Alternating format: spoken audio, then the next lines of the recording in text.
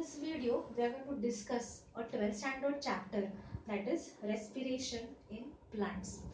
Before understanding actually what is respiration, can you tell me whether respiration is related to breathing or not? Okay, so I can say that respiration is connected to breathing. Respiration is connected with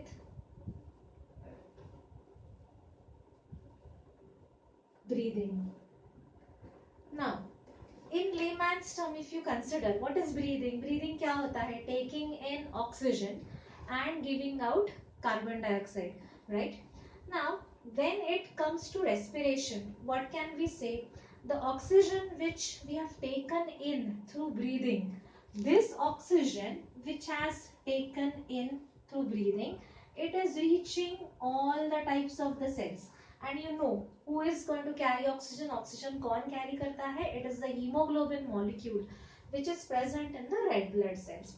So oxygen is carried by hemoglobin to all cells of the body, and this oxygen, it is helping in the oxidation of food. Helping in oxidation of food. Oxidation is breakdown of food by using oxygen, and what happens as a result?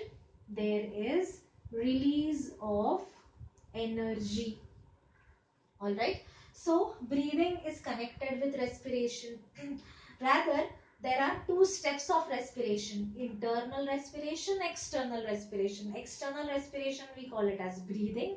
Internal respiration we call it as cellular, because it is occurring inside the cells, right? So oxygen is required for oxidation, for the food to combine with food combines with oxygen and releases energy. Now you also know that this energy is stored in the form of ATP. Alright. So now what can we say about respiration? Can you tell me whether it is a catabolic process or anabolic process, or what type of process it is? So respiration, we can call it a catabolic process. We can call it an anabolic process. Okay, what is the meaning of catabolic process? Catabolism means it involves breaking down of food. Anabolism, it involves synthesis. What is the meaning of the word synthesis? Synthesis क्या होता है? Synthesis is to prepare something. Catabolism क्या होता है? It is breakdown of substances. Okay, then if it is catabolism as well as anabolism, can we call it as amphibolic pathway? Yes. So respiration, it is amphibolic. What is the meaning of amphibolic? It is involving both catabolism as well as anabolism. So we call it as amphibolic pathway. Okay, but you can say in clear terms that respiration is mainly concerned with the breakdown of substances to release energy. Some cycles of respiration, we can say they are amphibolic. So or as a whole, respiration is an amphibolic pathway. Okay, now we will also try to understand what is the difference between respiration as well as combustion. I hope this part is quite clear to all of you. Now we will discuss the difference between respiration and combustion.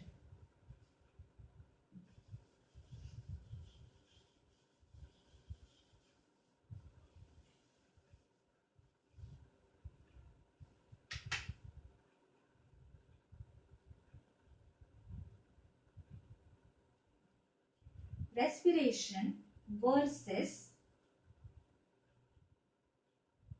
combustion. Now, what is the meaning of combustion? Combustion means any substance. It comes in contact with oxygen and it starts burning is combustion. Okay, so anything when you burn up, it can be a wood or it can be a piece of a cloth or anything. So it is going to undergo combustion. That means it is going to start burning rapidly all of a sudden. Is respiration also combustion? Can respiration be also called as combustion? No. Respiration a, is a biochemical process. Biochemical process. Why we call it as biochemical? Bio because it is occurring inside the cell, but it is a chemical process, so it is a biochemical process. Combustion is a physico-chemical process. Physico-chemical process. Okay. Then, in respiration, we have said that in respiration, energy is released by the breakdown of food. Okay. But this energy release is stepwise. So energy कैसे release होती है? Energy released is in the stepwise manner. Is stepwise. That means all of a sudden energy is not released in respiration. See, whenever we eat food, the food is getting oxidized, ATP is formed in many steps, and the rest of the energy is released in the form of heat. Now we will ask why heat is required. So heat is required in order to maintain the body temperature. So energy or heat is not released all of a sudden, but it is released in a stepwise manner or in stepwise reactions. In combustion, the energy is released in the form of heat.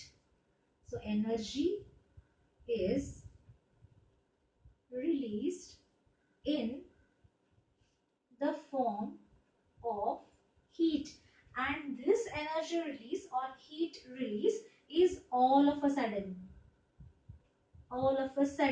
energy is released in the form of heat. Third, in respiration, ATP is formed. Combustion has nothing to do with the formation of ATP because combustion is not occurring inside the cell. So no ATP is formed. There is no formation of ATP in case of combustion. Okay. Fourth, in case of respiration, oxygen is involved, but oxygen comes in contact with the substrate at the last stage. So there is terminal oxidation. Terminal oxidation. Terminal oxidation का मतलब क्या है? Terminal oxidation means oxygen comes into the picture but at the very end or the terminal last stages of respiration, whereas in combustion the substances are constantly in contact with oxygen and they are getting burned. So the oxygen involvement of oxygen is from the beginning. All right, and very important, fifth, respiration occurs inside the cell and combustion it occurs outside the cell. So these are some points of differences between respiration and combustion. The reason behind explaining you this topic is that in your NCERT books, they have in the exercise, they have mentioned a question regarding what is the difference between respiration and combustion. So this is a short explanation about the difference between respiration and combustion. I hope this helps to all of you. Now we will start with the word called as respiratory substrate, and let us try to understand what is respiratory substrate.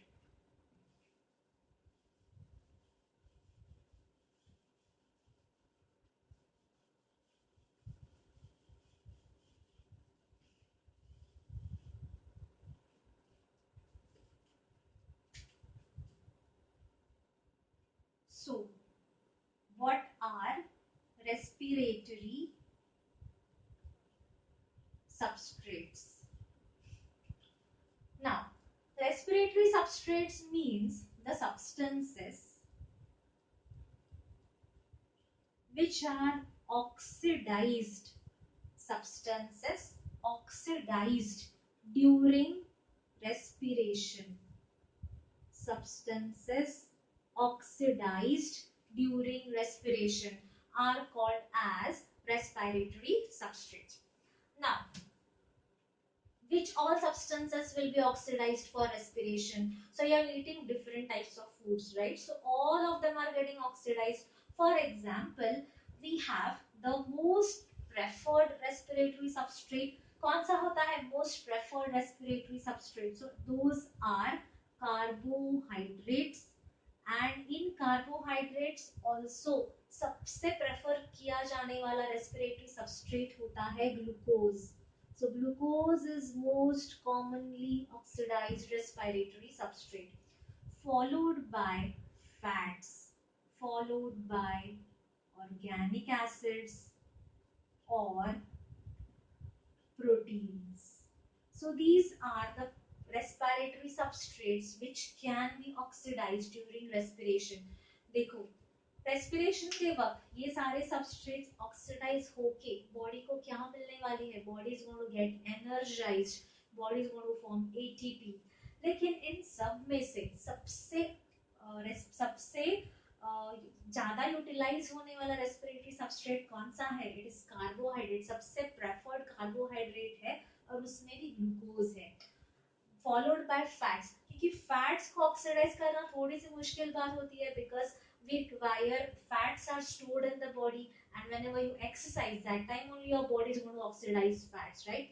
But whenever you have food, immediately that food is, most of our food is carbohydrate food, and it contains glucose, so immediately it can be oxidized to release energy.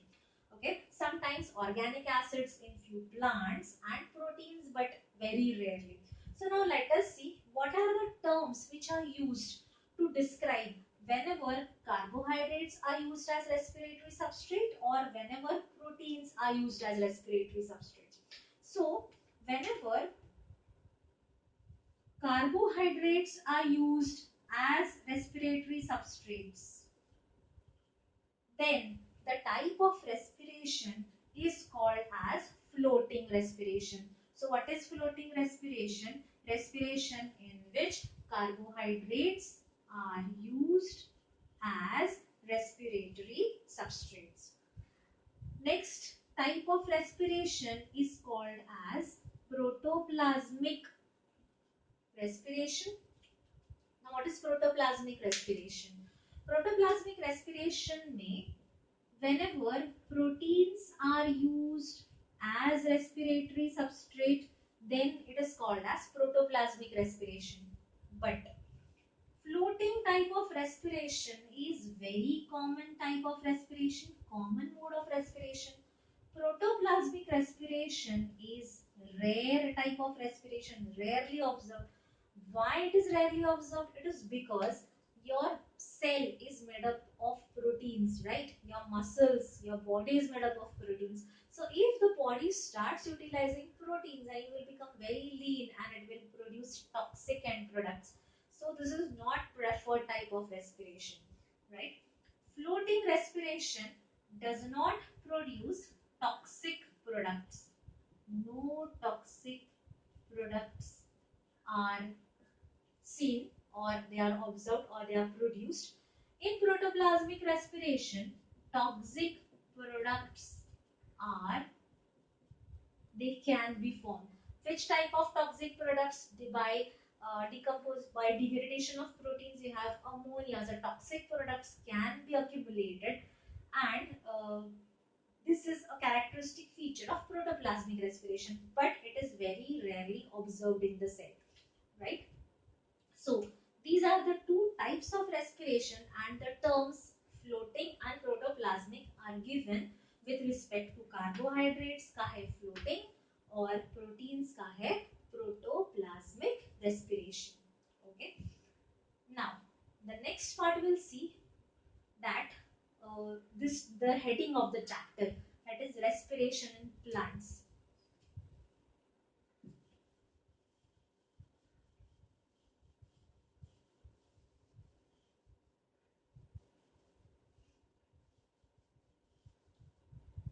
Now see, if we have given the heading of the chapter respiration in plants, we have not come across anything about the plants, right?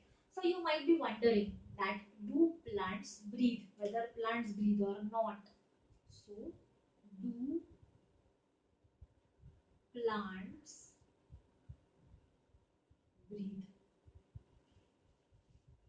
What is the answer? Everyone breathes.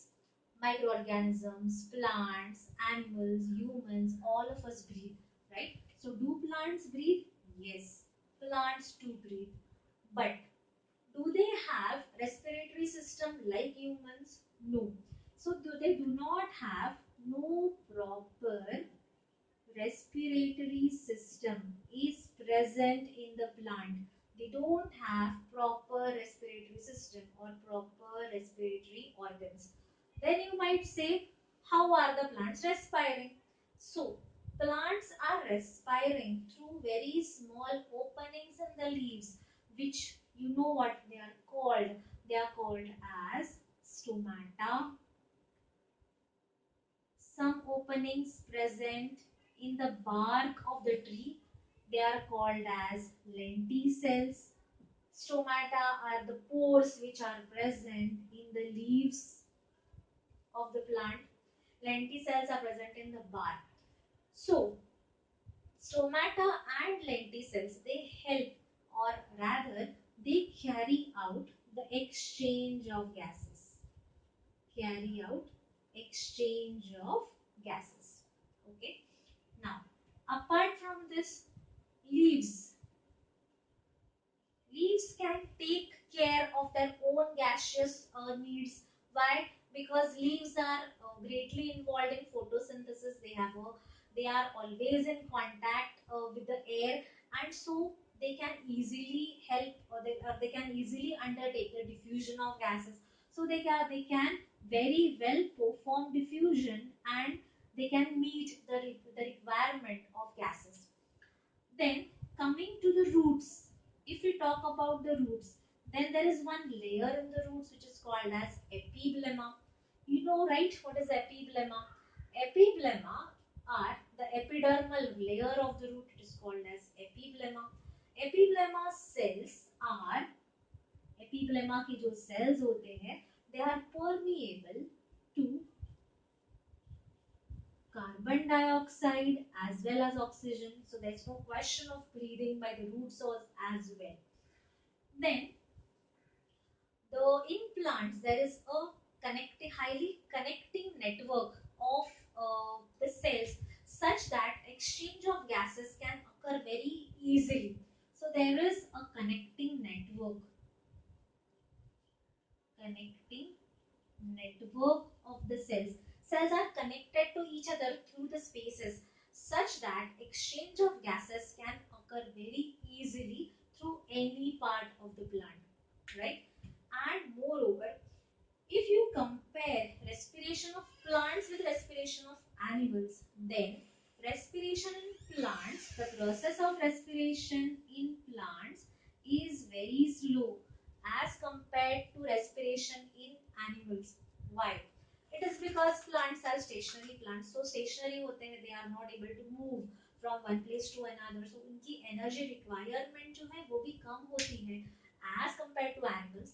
So the process of respiration in plants is slow.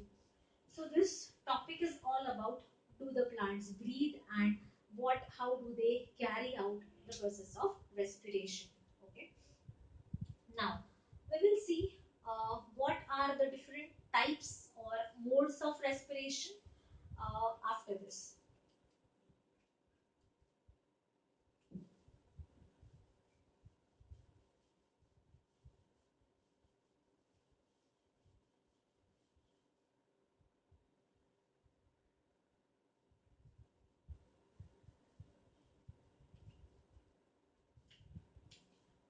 Okay, so our next point is, what are the different types of respiration? So, there are two main types of respiration. The first type of respiration is aerobic respiration, and second type of respiration is anaerobic respiration. Okay, देखो, as the name suggests, aerobic मतलब air. That means the respiration in which takes place in the presence of oxygen is aerobic respiration. The respiration which does not require oxygen or which takes place in the absence of oxygen is anaerobic respiration. Okay. For the time being, let us concentrate first only on aerobic respiration. In the next videos, we will be talking about anaerobic respiration. So what is aerobic respiration? Which occurs in presence of oxygen. Okay. Now, there are three steps of aerobic respiration. The first step is called as glycolysis. Glycolysis is a common step for both aerobic as well as anaerobic respiration. Second step of aerobic respiration is Krebs cycle, or it is also called as TCA cycle, or it is also called as citric acid cycle, and so on. Third step of aerobic respiration is terminal oxidation. It is also called as electron transport system, or it is also called as electron transport chain, or it is also called as oxidative phosphorylation. Whenever we will be coming to the topics that time, once again we are going to repeat the names of it. Now, aerobic respiration also occurs through another pathway which is called as the pentose phosphate pathway. Pentose phosphate pathway. Okay, so just understand over here that there is a common pathway which is involving glycolysis, Krebs cycle and terminal oxidation, और दूसरा pathway जो है that is pentose phosphate pathway. Pentose phosphate pathway is not normally asked in the exam, so we are just going to discuss about these three steps of aerobic respiration. We are going to concentrate on aerobic respiration first, then we are going to move on to anaerobic respiration. So be with me, and now we are going to start with the next part, that is glycolysis. I hope up till here every concept is clear to all of you. So let us start with glycolysis now.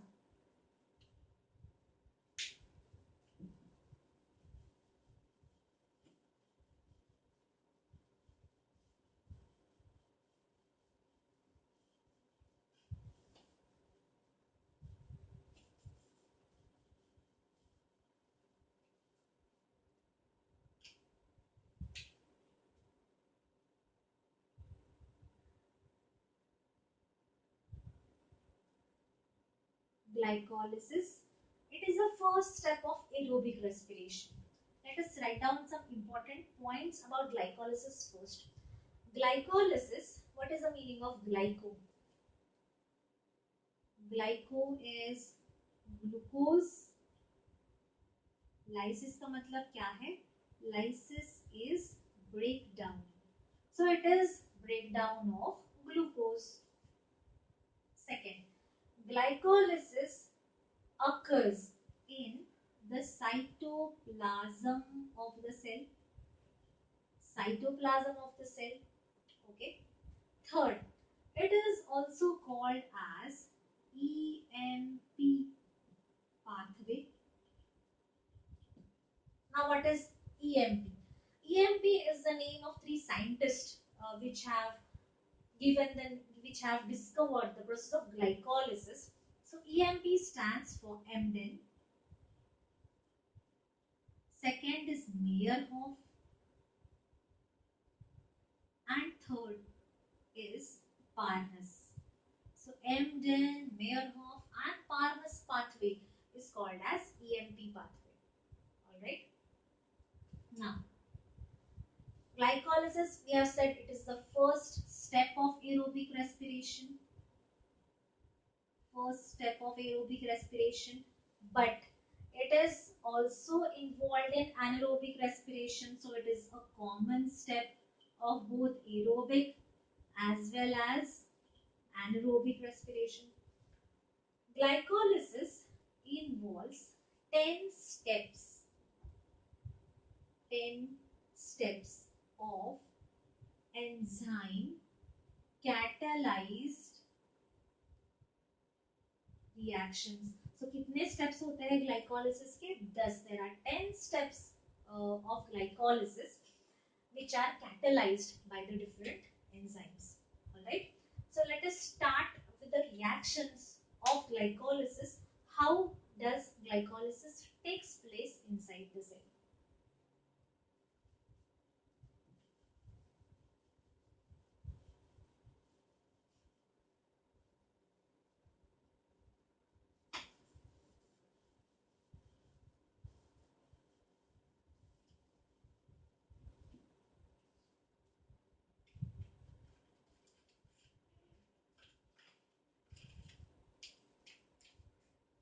Yes, so let us start.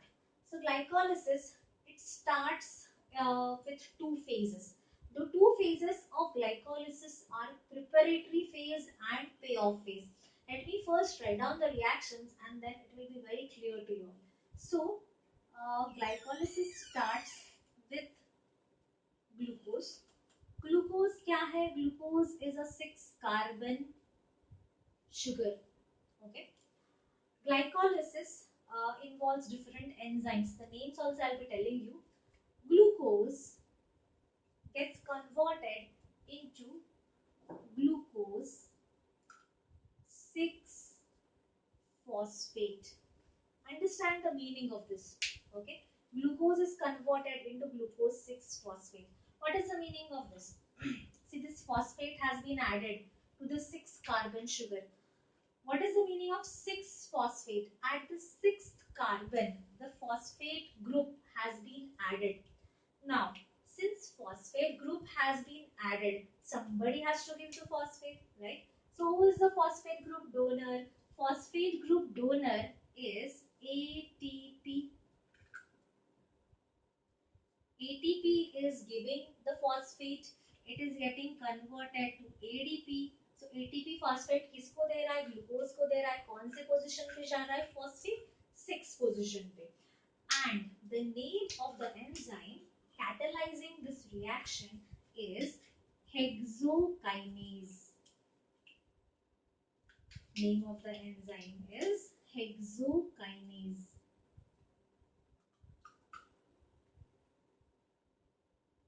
Hexokinase in plants and glucokinase in the liver. Now, how would you remember these enzymes? See, kinases. Kinases are the group of enzymes which are involved in the phosphate transfer. So, always whenever there will be a transfer of phosphate, there has to be a kinase enzyme. And kinase enzyme normally requires magnesium as the cofactor. So magnesium ions are very important over here. Alright, so this is the first reaction.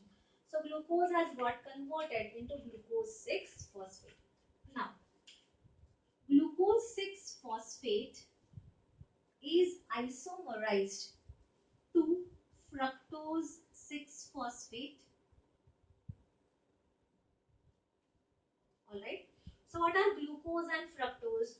Glucose and fructose are isomers of each other. What are isomers? They have the same molecular formula but different structures.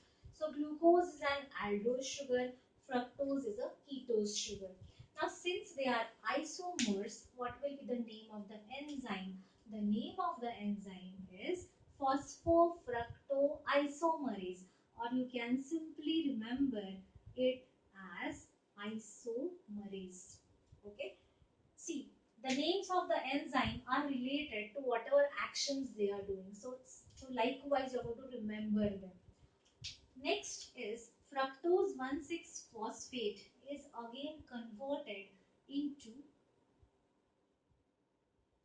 fructose 1,6 diphosphate.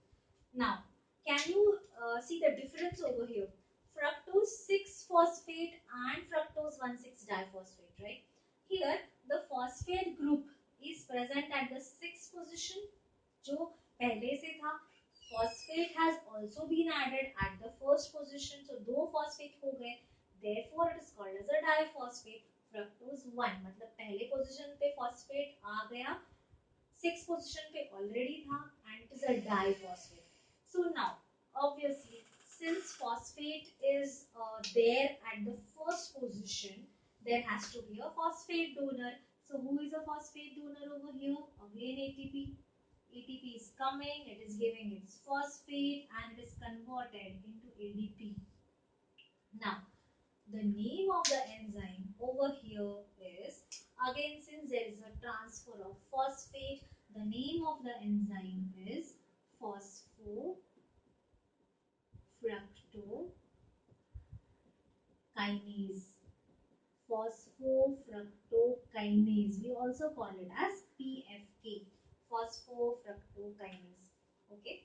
Now, fructose 1,6-diphosphate is broken down by the enzyme called as aldolase. What is the name of the enzyme? Aldolase. And it is getting converted into two products. Now see, all these are 6-carbon sugars. So glucose is 6-carbon, glucose 6-phosphate is 6-carbon, fructose 6-phosphate is 6-carbon, fructose 1,6-diphosphate is 6-carbon. Now, this fructose 1,6-diphosphate is splitted into two 3-carbon compounds, and the two 3-carbon compounds are glyceraldehyde 3-phosphate, or you can also call it as phosphoglyceraldehyde, and the second component is DHAP. DHAP is called as dihydroxyacetone phosphate. Okay, from the name it will be clear to you. Glyceraldehyde, that means it is an aldol sugar. Dihydroxyacetone, acetone is a ketose, right? So DHAP is a ketose sugar, glyceraldehyde is an aldol sugar, and the two are again isomers of each other. So there is one more enzyme interconverting them, and the name of the enzyme is triose phosphate isomerase. Triose phosphate isomerase. So these are 3-carbon sugars, or we can say compounds. So fructose 1,6-diphosphate has got converted into glyceraldehyde and dihydroxyacetone phosphate, which are 3-carbon compounds. Remember, I had told you that there are two phases in glycolysis. One is preparatory phase and second is payoff phase. So, जो glucose से start होने वाली phase है and it is getting ended up to glyceraldehyde or DHAP, this phase is called as the preparatory phase.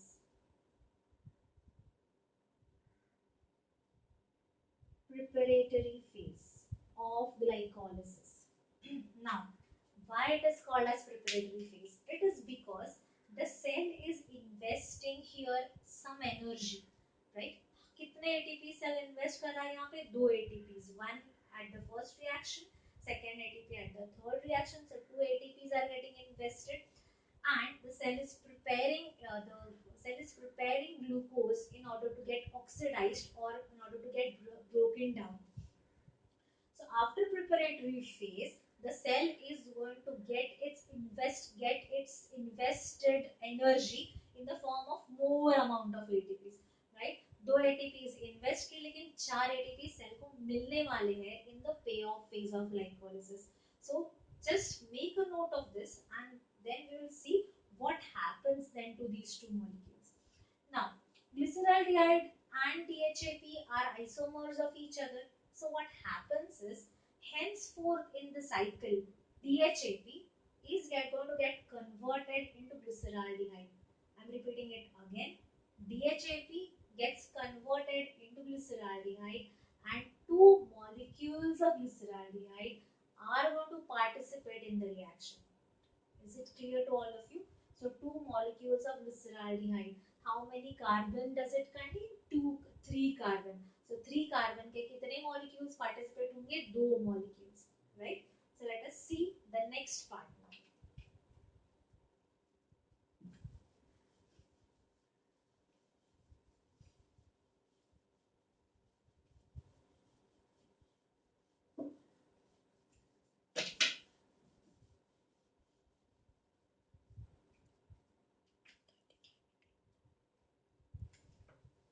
Yes. Now, two molecules of glyceraldehyde 3-phosphate. I told you you can also call it as phosphoglyceraldehyde. और इसके carbon कितने हैं? 3 carbon. 3 carbon के कितने molecules participate हो रहे हैं? 2 molecules, right? So the ratio of carbon, the counting of carbon remains 6 carbon. Now, these two molecules of glyceraldehyde, now it's very important step. See what happens over here is there is oxidative phosphorylation. Oxidative phosphorylation. Now what is the meaning of oxidative? Oxidative का मतलब क्या है? It is oxidation. Phosphorylation का मतलब क्या है? Addition of phosphate. Now why it is oxidative phosphorylation? Because from this substrate glyceraldehyde, hydrogen atoms are going to get removed. Why? Because it is oxidation, and these hydrogen atoms are going to be accepted by one coenzyme, and the name of that coenzyme is NAD. Okay, and let me write down the full form of NAD over here.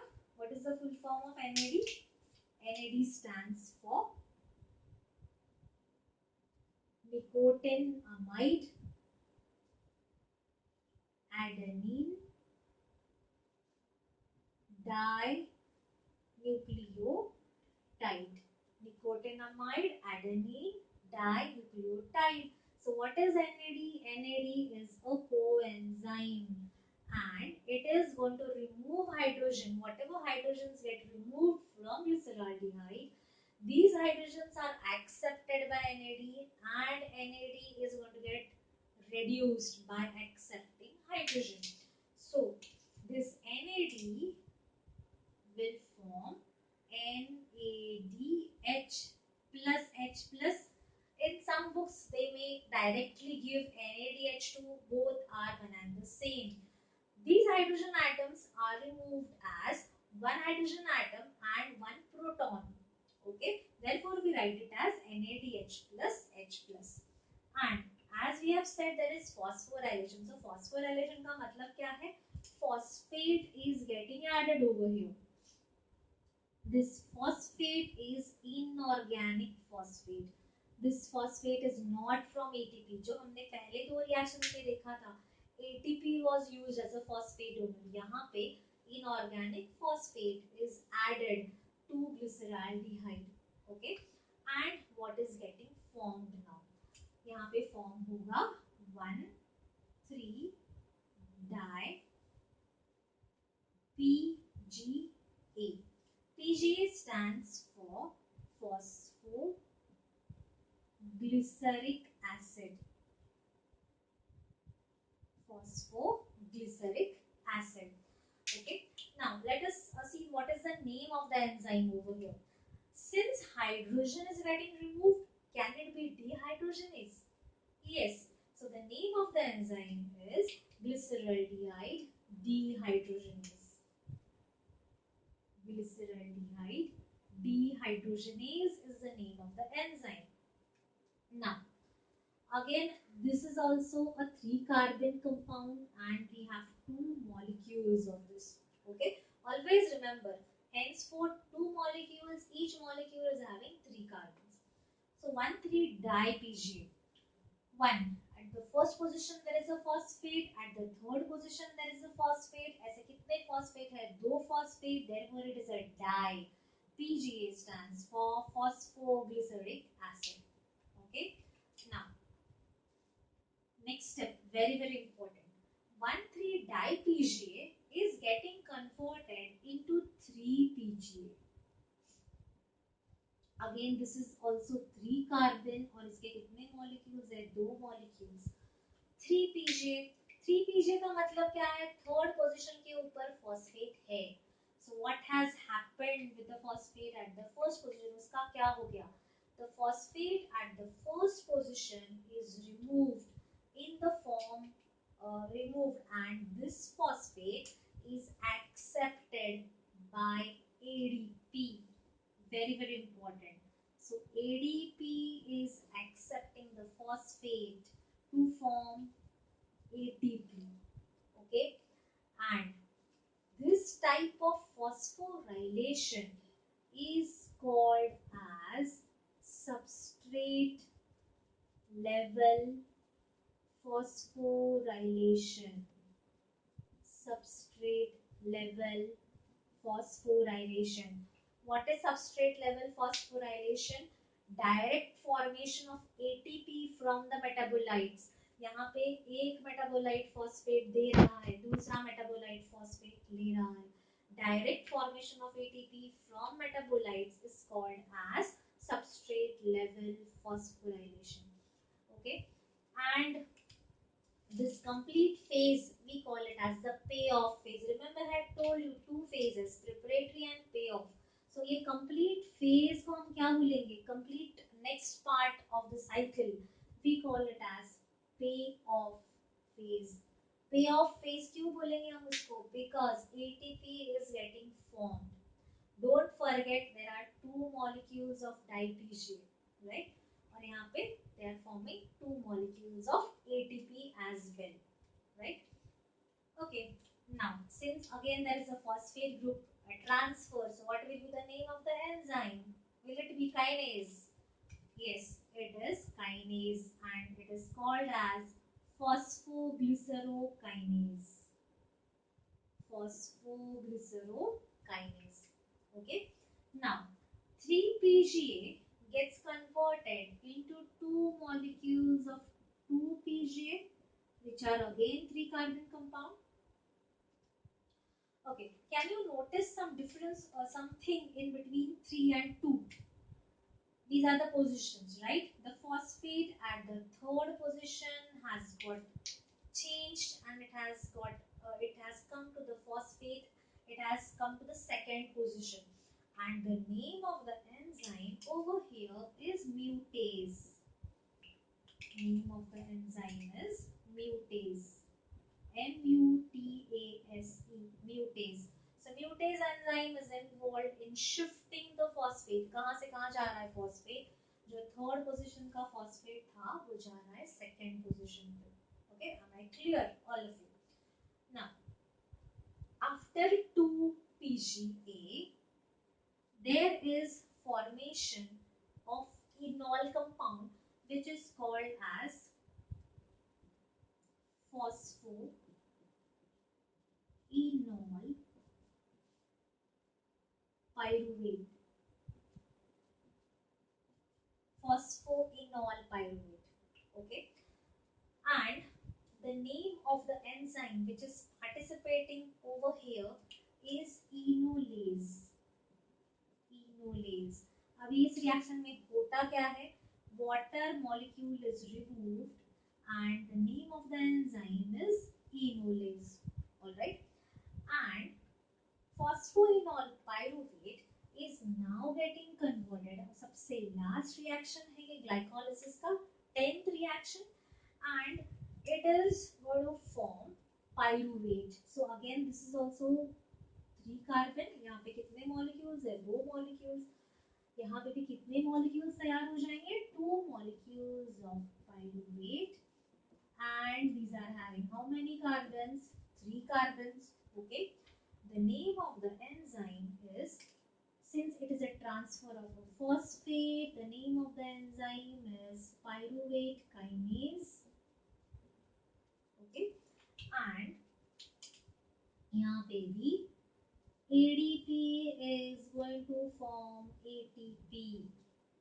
So the name of the enzyme is pyruvate kinase. can you call this also as a substrate level phosphorylation?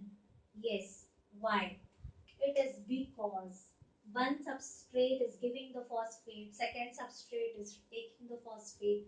Therefore, it is substrate level phosphorylation. Alright. So, in total steps of glycolysis, we saw that the cell was investing some ATPs, right? How many ATPs a cell was investing? Cell was investing 2 ATPs. How many ATPs a cell got? Cell got 4. 4 कैसे? Because यहाँ पे देखो there are two molecules. So एक molecule से एक ATP, दूसरे molecule से दूसरा ATP. So 2 ATPs over here and 2 ATPs at the last step. कितने ATPs हो गए? 4 ATPs हो गए. So 2 ATP सेल ने इन्वेस्ट किए और 4 ATP सेल को मिले. So what is the net gain of ATPs? Only 2 ATPs, right? So we will see what is the net gain from glycolysis now. This phase is called as the payoff phase. Payoff phase हम लोग क्यों बोलते हैं उसको? Because you are getting energy which were the ATP energy जो invest की थी, 2 ATPs invest किए थे लेकिन 4 ATPs मिले. So the phase is called as the payoff phase. So let us summarize the reaction of glycolysis now.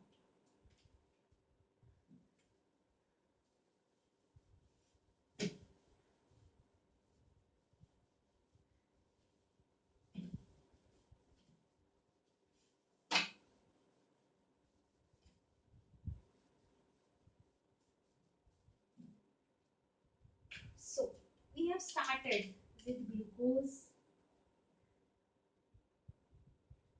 plus क्या क्या आया था ग्लूकोज में? There was the participation of NAD. Okay, कितने एनएडी आए थे? 2 NADs. Plus there was participation of this inorganic phosphate. Okay, plus 2 ATPs. Now what does the cell has produced from glucose? Glucose से बन गए हमारे 2 molecules pyruvate के plus 2 molecules of NADH2 plus 2 molecules of water. Okay, and how much ATP have we have got? 4 molecules of ATP. But 4 minus 2, 4 minus 2 will be 2. So net gain of ATP from glycolysis is 2. So net gain is 2 ATPs, right? But you must be wondering what happens with this NADH2.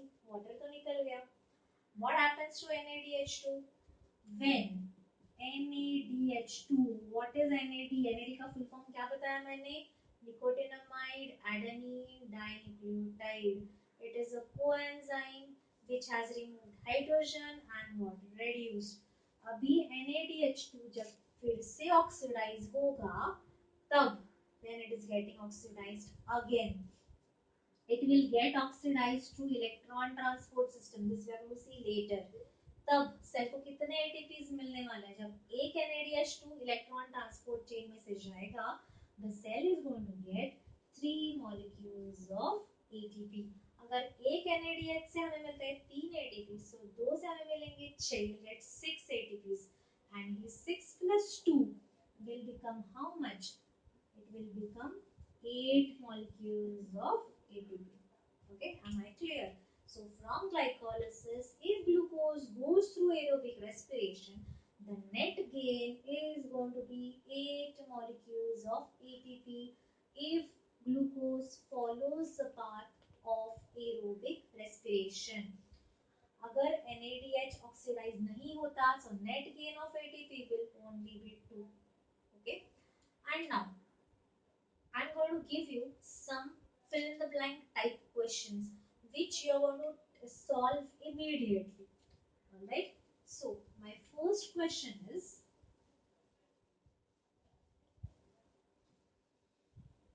try to answer these questions after observing this video. First question is, what is floating respiration? What is protoplasmic respiration. Third, which is the most preferred respiratory substrate? कौन सा है preferred respiratory substrate? Fourth question, what are the two steps of substrate level phosphorylation? All right. Fifth, which is the step of glycolysis where there is oxidative phosphorylation? So oxidative phosphorylation occurs at what step? Sixth, what is the full form of NAD? Seventh, what is the net gain of ATP from glycolysis? Okay, so these are some questions which you have to answer after observing this video. Okay, in the next lecture we'll be seeing the link reaction, what happens to pyruvate, what happens to NADH2, and the complete path of aerobic respiration will be clear to all of you. Fine, I hope this helps. Try to solve these questions, and if you have any doubts, feel free to ask me in the comment box. Thank you so much.